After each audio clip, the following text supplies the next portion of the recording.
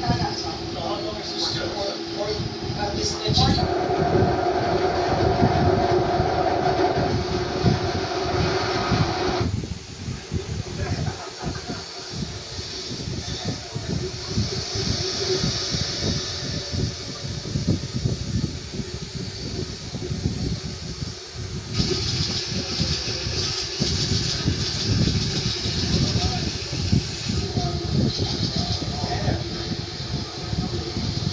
Dito ngayon tayo, ito bubuksan natin itong section which is about 4.5 kilometers. Yung dating kalahating oras na biyahe ay magiging 5 minutes lang, 6 minutes. At tinitingnan namin dun sa mapa ay yung inaantay natin ng matagal na galing dito sa Silang hanggang Kawit na.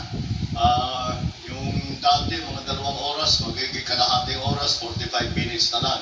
Kahit na nagtatrabaho ka sa Taguig, pwede kang nakatira dito sa Cavite. This is 10 years in the making. I can announce na mabuksan ito starting 12 midnight tonight and for 1 month. Wala muna toll.